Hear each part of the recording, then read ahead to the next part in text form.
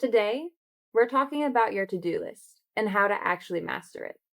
By master it, I mean check it off and enjoy it. You've heard the productivity classics, time blocking, do not disturb, prioritization. Are they useful though? Sure, but they don't help you enjoy your to-do list. Even with these hacks, for some reason, it's still a struggle to even accomplish things. You do everything right, so why is it still hard? The truth is, your list doesn't have to be oppressive. I love a to do list. If it's not on paper or on my phone, I guarantee you there is one in my head for the day. Having a list isn't enough, though. I've learned three non negotiables if you want to master your list and enjoy the process. Ever plan something exciting, then not feel like doing it when it comes time? That discomfort, there's no shortcut around it. Eventually, you have to sit down and begin in spite of it. So, what do you do when your motivation flakes out on you, but you're still left with important work to do? Let's discuss what not to do. Discomfort will make you think, I don't want to, in a million convincing ways. But just because you think it doesn't mean you should listen to it. Most people are not even aware of their thoughts, let alone that they can choose not to listen to them. Instead, they follow every train of thought and lead distracted and anxious lives. Your thoughts are not commands, but rather suggestions. The first step is to become aware, and the second step is to choose. Easier said than done, right? It takes a lot of practice, and even then, difficult thoughts will still show up. The answer is not necessarily to think differently, it's to choose which thoughts you will listen to and then take action. This leads us to what you should do. When you just start, you will find your task much easier after 5 minutes. Cognitive science shows that the brain doesn't instantly lock itself in to a task at hand. It has to load what is called the new cognitive set. Once the load is complete, rhythm takes over. The rhythm makes it harder to stop than to continue. That means your battle is really only a few minutes long. Knowing this makes starting so much easier.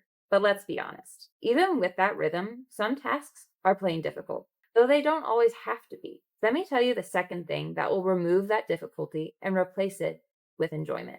Fix your posture. Yes, literally. I didn't realize how much posture mattered until a few years ago. I lived in a fog and days blurred together. Then I fixed one thing and a light bulb went off in my brain. How you do something is how you experience it. Slouched shoulders and a strained neck don't just come from stressful situations, they also create stress. Science shows posture and experience work both ways. Think about it. If you spend all day on the edge of your seat with shoulders scrunched and your breathing is shallow, you're going to feel more stress than if you mindfully relaxed in your seat and took deep, full breaths. Here's the chain of events. When you release tension and sit upright, awareness increases, presence follows. Your nervous system calms. Instead of frantic and anxious, you become calm, focused, happy, and confident. This makes your work efficient, effective, and enjoyable. Will posture fix everything though? No, but it will give you the presence and focus needed to remove unnecessary struggle. The question remains, what do you do with the struggle that you can't avoid? The human brain is drawn or repulsed based on predictions of the future made from the past experiences. If past effort felt miserable, your brain will resist repeating it. The thing about your attitude is it reshapes your perception of past struggles and how you approach future efforts. There are three attitudes that make this work. Human happiness is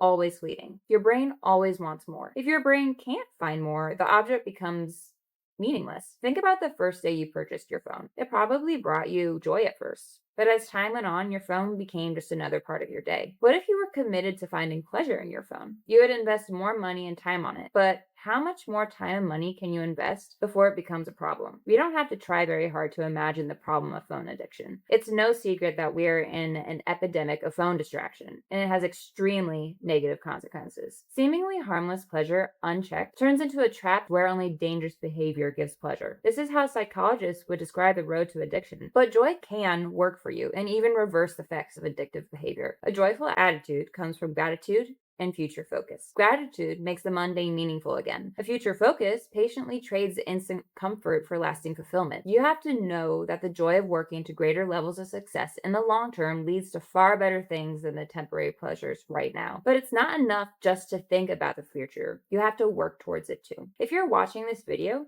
chances are excellence matters to you. Excellence looks different for everyone, but it rests on two main pillars. Discipline is about keeping the standards of excellence. especially when it's uncomfortable, inconvenient, or unnoticed. It's integrity when no one's watching, enduring when quitting would be easier, and course correcting when you drift. Goodness is about knowing the standards of excellence. Goodness defines what better actually means. It sets the target. Discipline is responsible for hitting. Remove goodness, and discipline becomes empty effort. Remove discipline, and goodness stays theoretical. Pushing past negative thoughts, maintaining posture, and adjusting your attitude takes time and energy. So here's the third attitude that most people don't expect. Your to-do list shouldn't be centered on you. In his book, Give and Take, psychologist Adam Grant shows that givers are overrepresented at both the bottom and the top of the success ladder. What makes givers rise to the top? Their work is consistently high quality. Their energy lasts longer, and their relationships are built on trust, not leverage. And this doesn't happen by accident. Givers design their to-do list around collaboration, shared credit, and creating real value for others. They focus on contribution, not applause. And this part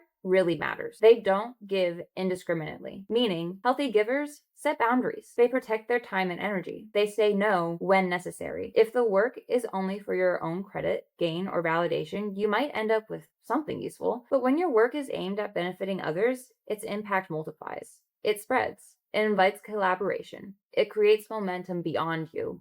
And that kind of work doesn't just check boxes. It gives reason to endure beyond the pain. You now know how to accomplish and enjoy your to-do list. Don't listen to every thought. Fix your posture and pick your attitude. These aren't productivity hacks. They're permanent solutions. Practice them and you won't just get more done, you'll actually enjoy doing it. If you found that your execution is flawless and your days flow smoothly from one thing to the next, it's likely that you'll need help with keeping track of your success. For help, watch this video next.